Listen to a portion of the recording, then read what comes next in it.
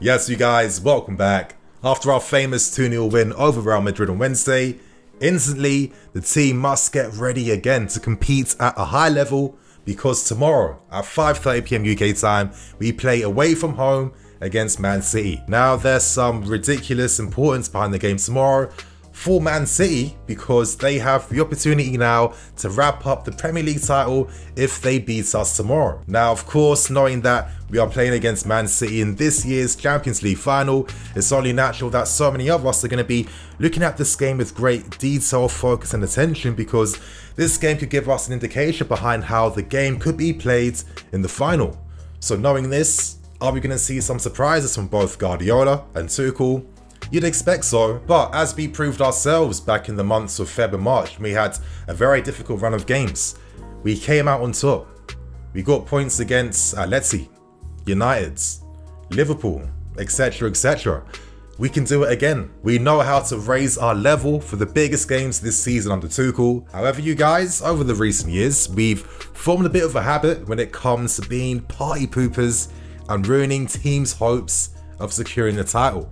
Now, of course, it's too late for us to stop Man City winning the league. However, we can ruin their potential title parades. And I think by doing so, by preventing them from winning the league at home tomorrow, this could give us a great psychological advantage when it comes to the Champions League final at the end of the month.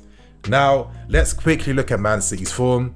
Since we beat them 1-0 in the FA Cup semi-final, they have had a very impressive winning streak. In their past 6 games, those wins have included 2 wins over Paris Saint-Germain, a cup final win against Spurs as well, and of course wins over Aston Villa and Crystal Palace too. In both Foden and Mahrez, they have 2 of the most in-form attacking players in the league, Foden winning a place in the starting 11, kicking Sterling out the team, and Mahrez showing how important he is when it comes to securing match-winning goals. Tomorrow, we are going to be at a slight disadvantage ourselves. As we saw in the FA Cup semi-final, having a day's extra rest really benefited us in giving us that intensity advantage against them.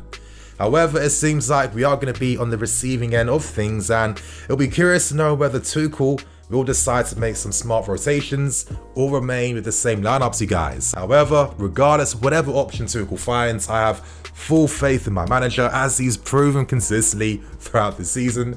And in today's match preview, guys, I'm going to break down the press conference. I'm going to go through my predicted lineups and I'm going to end things by giving my prediction as well. So I hope you guys do enjoy. But before we get into anything, today's video is powered by OneFootball. Now with this month in particular, there is an extremely important prize that can be won by one of you, courtesy of OneFootball. And what is that prize in particular? Well, one of you has the opportunity to win the jersey of a Ligue 1 player of your choice. And to do so, all you simply have to do is state your reasons why and guess who you think is going to be crowned Ligue 1 champion at the end of the season. Now currently in Ligue 1, the table is ridiculously tight. It's going to go right to the end of the season.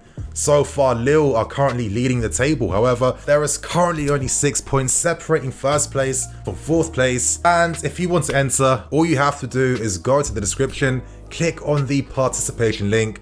And once you have the opportunity now to download OneFootball if you don't have it. And of course, if you have it already, you can skip this step.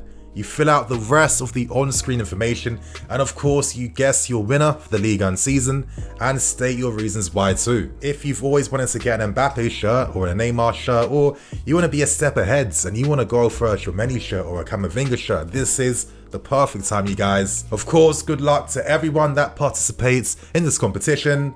And now we move on to the press conference review, where I'm going to break down what Tuchel had to say in anticipation for our game against Man City tomorrow. Now, instantly we got some team news and we found out that Kovac won't be fit enough to participate in tomorrow's game. Now, considering the amount of legwork that both Jorginho and Kante have been doing recently, you're really hoping that we can afford to rotate slightly now to give some of our midfield players a bit of a rest.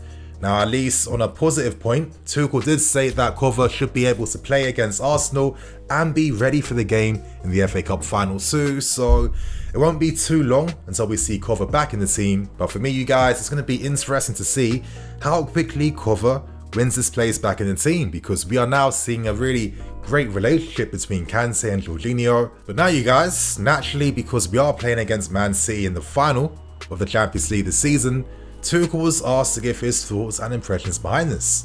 What Tuchel said was that for the game tomorrow, Tuchel's not too sure if the game is going to have greater significance. Now, on one hand, we do know that Man City have an opportunity now to win the Premier League title, so Man City are going to be extra determined to pick up a win tomorrow.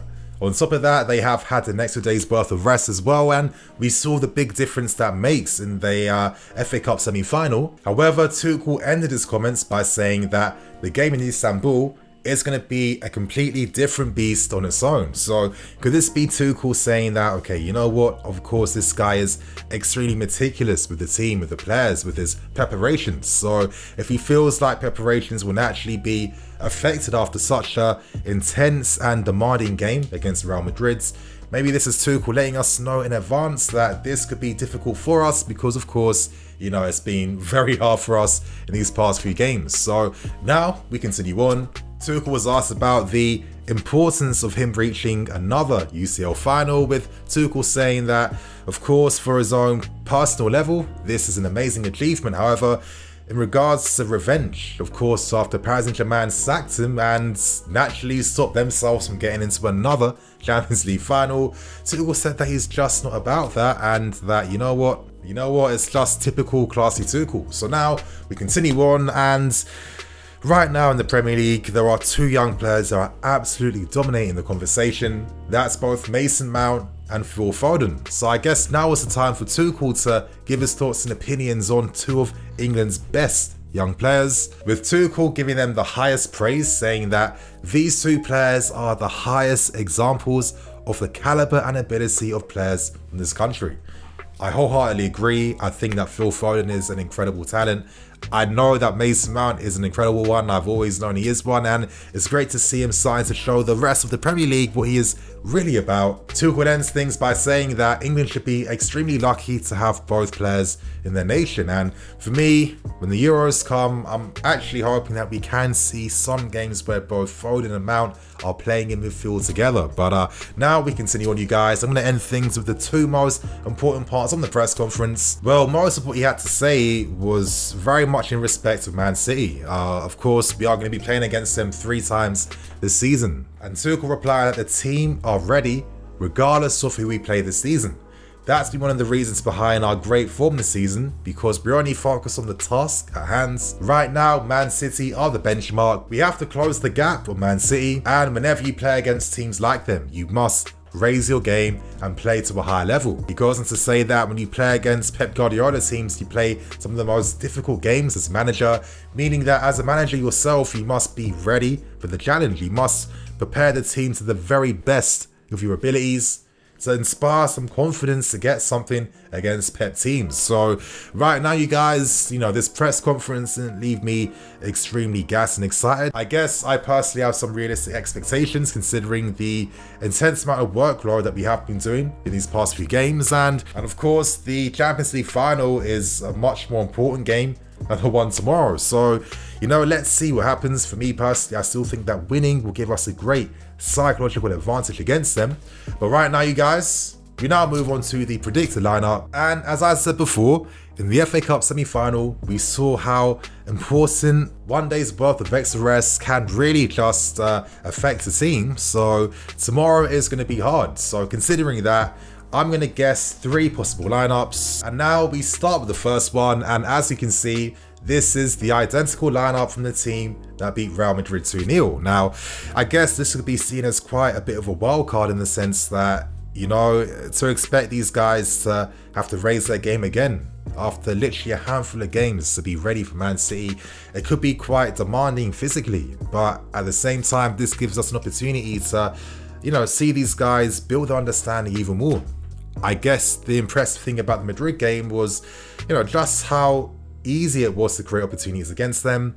We haven't really seen Havertz, Mount and Werner playing up front together as a 3, but maybe on paper at this point in time, that could be our most potent front 3, the most balanced one we have at this point in time. But as you can see, the only lineup change I have made is reintroducing Reece James back into the team. You know, when Reece didn't play against Madrid, I didn't think it was, of course I was disappointed, but you know, it was nothing to take too personal because there was some great tactical importance behind Aspi's selection. However, against Man City, I think that, you know, I'd want to have Reece James's ability in the final thirds. I think this guy is incredible defensively already, and this is a good game to give Reece to allow him to play. So that is my first lineup out of the way. We now move on to the second lineup, and as you guys can see, I've gone for Timo Werner up front, alongside a Mason Mount on the left hand side, Hakim Ziyech playing on the right.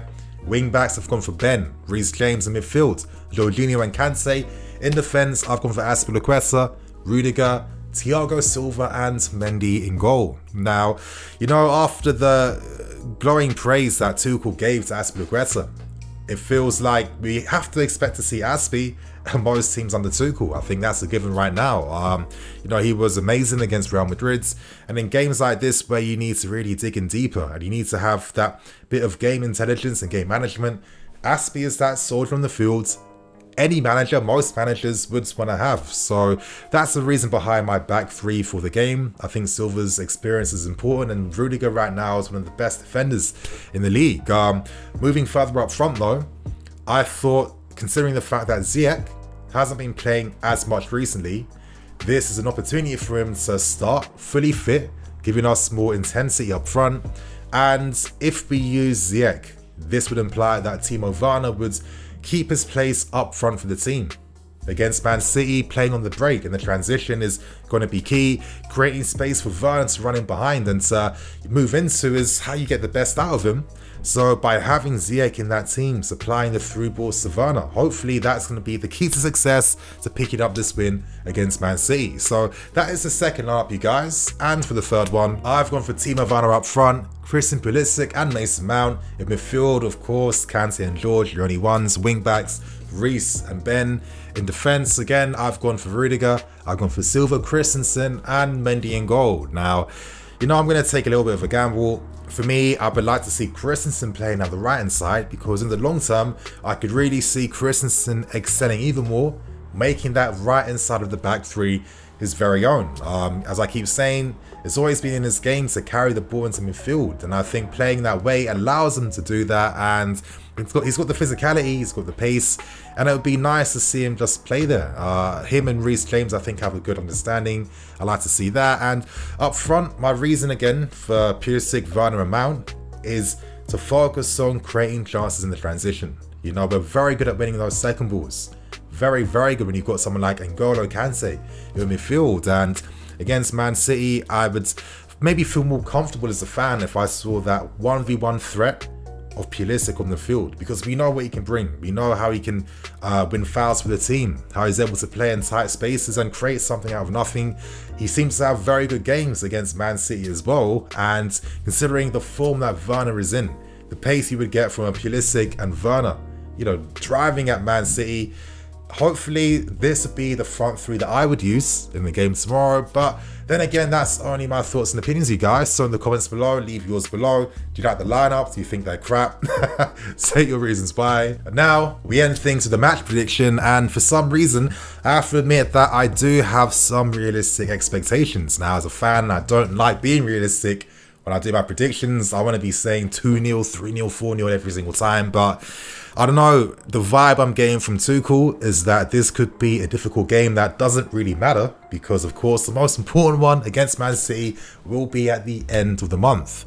Regardless though, you guys, I still think that this team, they know how to step up in these big games. We have that Chelsea spirit back in full effect, and you know, we are extremely difficult to break down and to beat. So for that reason, I'm going to be going for a very, I don't know, optimistic 1-1 draw against City, and I'm looking forward to seeing some of the tactical battles at play in that game. So on that note, I'm NEFC, this is Blue Line CV.